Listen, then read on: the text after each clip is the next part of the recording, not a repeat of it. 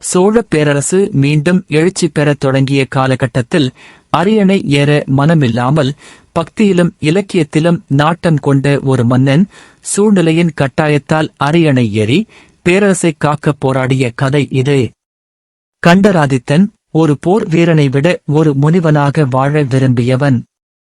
அவரது ஆட்சிக்காலம் ஏன் சோழ வரலாற்றில் ஒரு முக்கியமான, அதே சமயம் தனித்துவமாக கருதப்படுகிறது என்பதை விரிவாக காண்போம். வரலாற்றின் பொன்னேடுகளில் சில மன்னர்கள் தங்கள் வீரப் போர்களாலும் சாம்ராஜ்ய விரிவாக்கத்தாலும் நிலைத்து நிற்கிறார்கள். வேறு சிலர் கலைக்கும் இலக்கியத்திற்கும் ஆன்மீகத்திற்கும் ஆற்றிய பங்களிப்பால் அழியா புகழ் பெற்றிருக்கிறார்கள். ஆனால் இந்த கதை அரியணை ஏற மனமில்லாது பக்தியிலும் ஞானத்திலும் நாட்டம் கொண்ட ஒரு சோழ மன்னனின் கதை. ஆம், நாம் பேசப்போவது கண்டராதித்த சோழனைப் பற்றி. சோழப் பேரரசின் புகழ் பராந்தக சோழனின் கீழ் உச்சம் பெற்றிருந்த காலகட்டம் அது. கிபி 907 முதல் 955 வரை ஆட்சி செய்த முதலாம் பராந்தகன் மதுரை கொண்ட கோப்பரகேசரி என்ற பட்டத்தை பெற்று சோழ சாம்ராஜ்யத்தை வலுப்படுத்தினார். அவருடைய 4 மகன்களில் ஒருவர்தான் கண்டராதித்தர். கண்டராதித்தர் முதலாம் பராந்தக சோழனின் புதல்வர்களில் ஒருவர். அவருக்கு மூத்த சகோதரர்கள் பலர் இருந்தனர். எனவே அரியணை அவருக்கு இயற்கையாக கிட்டக்கூடியதாக இருக்கவில்லை. ஒருவேளை இதுவே அவருடைய ஆன்மீக நாட்டத்திற்கும் ஒரு காரணமாக இருந்திருக்கலாம். இளம் வயது முதலே கண்டராதித்தர் சிவபக்தியில் ஆழ்ந்த ஈடுபாடு கொண்டவராக இருந்தார். அரியணை போட்டிகள், ஆட்சி நிர்வாகம், போர்கள் ஆகியவற்றில் அவருக்கு துளியும் நாட்டமில்லை.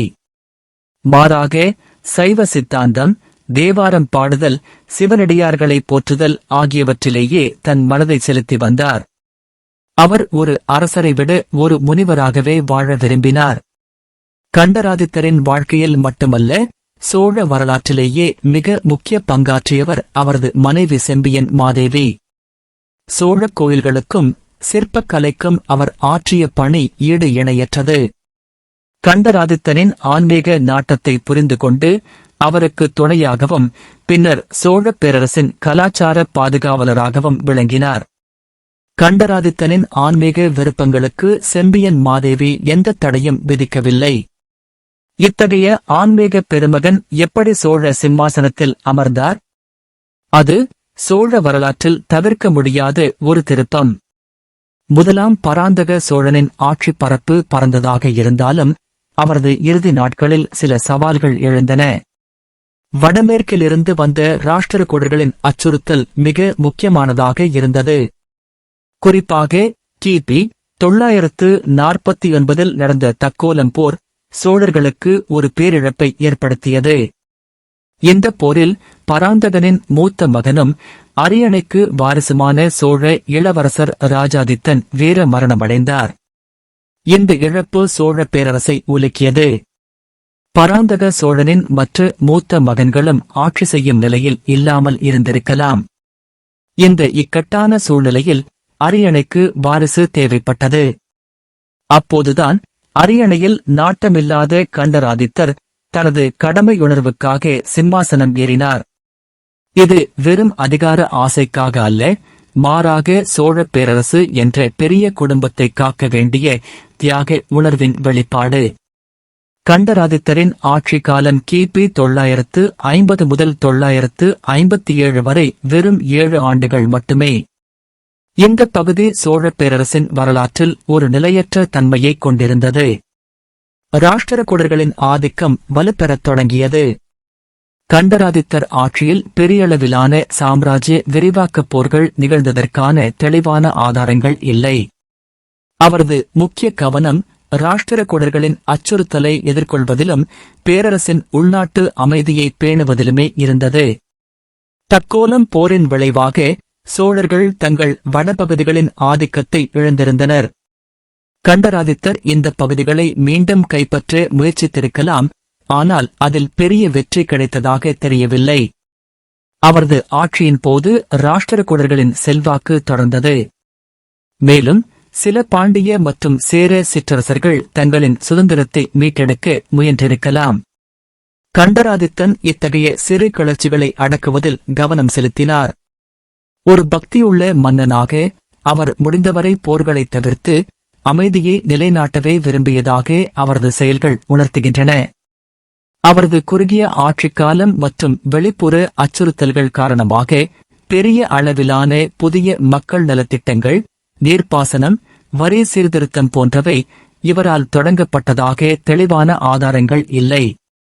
இருப்பினும் ஆன்மீகத்திலும் சைவ சமய வளர்ச்சிக்கும் அவர் ஆற்றிய பணிகள் மறைமுகமாக மக்களை நல்வழிப்படுத்தின. பக்தி மார்க்கத்தை பரப்புவதன் மூலம் சமூக நல்லிணக்கத்தை ஏற்படுத்த முயன்றார். கண்டராதித்தர் ஒரு போர் வீரனை விட ஒரு பக்தனாகவே அறியப்படுகிறார். அவரது ஆன்மீக பங்களிப்பு சோழ வரலாற்றில் என்றென்றும் நிலைத்து நிற்கும். கண்டராதித்தர் பெரிய கோயில்களை கட்டியதாக நேரடியான வரலாற்று ஆதாரங்கள் குறைவு. இருப்பினும் அவர் ஏற்கனவே இருந்த பல சிவன் கோயில்களுக்கு திருப்பணிகள் செய்திருக்கலாம். குறிப்பாக சிதம்பரம் நடராஜர் கோயில் மீது அவருக்கு மிகுந்த பற்று இருந்தது. இந்த கோயிலுக்கு அவர் திருப்பணிகள் செய்ததாகவும் சில தகவல்கள் கூறுகின்றன. கண்டராதித்தன் என்றால் கந்தர் ஆதித்தன், அதாவது கந்தரை, முருகனை போன்ற சூரியன் அல்லது கந்தனுக்கு ஒப்பான சூரியன் என்று பொருள்படும். இது அவரது பெயருக்கான ஒரு விளக்கம். அவர் தனக்கென சிறப்பு பட்டங்கள் அதிகம் சூட்டிக் கொண்டதாக தெரியவில்லை. அவரது புகழ் பெரும்பாலும் அவரது பக்தி மற்றும் இலக்கிய பங்களிப்பிலிருந்தே வந்தது. கண்டராதித்தர் தமிழ் சைவ இலக்கியத்திற்கு ஆற்றிய பங்கு அளப்பரியது. அவர் திருவிசைப்பா பாடியவர். திருவிசைப்பா என்பது சைவ திருமுறைகளில் 9ஆம் திருமுறையின் ஒரு பகுதியாகும். இதில் கண்டராதித்தர் இயற்றிய திருவடிவு என்ற 10 பாடல்கள் உள்ளன. இந்த பாடல்கள் சிவபெருமானின் ரூபத்தையும் அருளையும் போற்றுகின்றன. ஒரு மன்னன் போர்க்களத்தில் வீரத்தை வெளிப்படுத்தாமல் கவிகளில் பக்தியை வெளிப்படுத்திய தனித்துவமான உதாரணம் கண்டராதித்தர். கண்டராதித்தன் தனது மனைவி செம்பியன் மாதேவியுடன் இணைந்து சைவ சித்தாந்தத்தையும் தேவாரம் ஓதும் மரபையும் பேணி வந்தனர். அரசியல் களத்தில் ராஷ்டிரகூடர்களுடனான போரில் பெரிய வெற்றிகள் இல்லாவிட்டாலும் ஆன்மீக களத்தில் கண்டராதித்தர் அழியா புகழ் பெற்றார். ஒருவேளை அவர் ஆட்சிக்கு வராமல் இருந்திருந்தால் அவரது பக்தி பாடல்கள் இவ்வளவு பரவலாக அறியப்பட்டிருக்குமா என்பது ஒரு கேள்விக்குறியே. கண்டராதித்தருக்கு ஒரு மகன் உத்தம சோழன் என்பவர் இருந்தார். ஆனால் கண்டராதித்தன் அரியணையை விட்டு விலகி மீண்டும் தனது ஆன்மீக வாழ்வை தொடர விரும்பினார். அவரது சகோதரரான அரிஞ்சய சோழன் கிபி 956 முதல் 957 வரை குறுகிய காலம் ஆட்சி செய்தார். கண்டராதித்தனின் மறைவுக்குப் பிறகு சுமார் கிபி 957 வாக்கில் சோழப் பேரரசில் வாரிசுரிமை சிக்கல் ஏற்பட்டது. இந்த சிக்கலான காலகட்டத்தில் கண்டராதித்தரின் மனைவி செம்பியன் மாதேவி எடுத்த முடிவு மிகவும் முக்கியமானது. செம்பியன் மாதேவி தனது கணவர் கண்டராதித்தர் மற்றும் சோழப் பேரரசுக்கு ஆற்றிய தியாகங்களை புரிந்து கொண்டு அரியணை போட்டியை தவிர்த்து தனது மகன் உத்தம சோழனை அரியணைக்கு கொண்டு வந்தார்.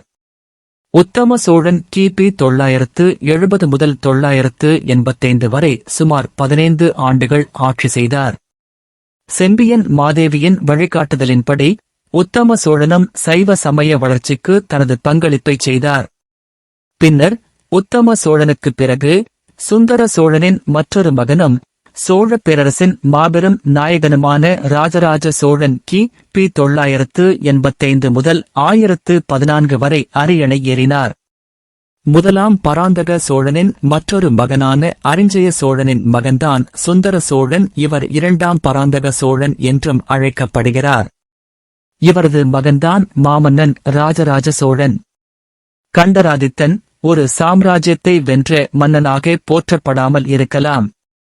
ஆனால் அவர் தனது ஆன்மீக நாட்டத்தையும் கடமை உணர்வையும் ஒருங்கே வெளிப்படுத்திய ஒரு தனித்துவமான மன்னர். அவரது பக்தியும் இலக்கிய பங்களிப்பும் மனைவி செம்பியன் மாதேவியின் அறிவார்ந்த செயல்பாடுகளும் சோழ வரலாற்றில் ஒரு புதிய அத்தியாயத்தை படைத்தன. ஆம், கண்டராதித்தன் போர் வெற்றிகளை விட பக்தியாலும் தியாகத்தாலும் தமிழ் இலக்கியத்திற்கு ஆற்றிய பங்களிப்பாலும் ஒரு பேரரசை தாங்கி பிடித்த ஆன்மீக சக்தியாக நிலைத்து நிற்கிறார்.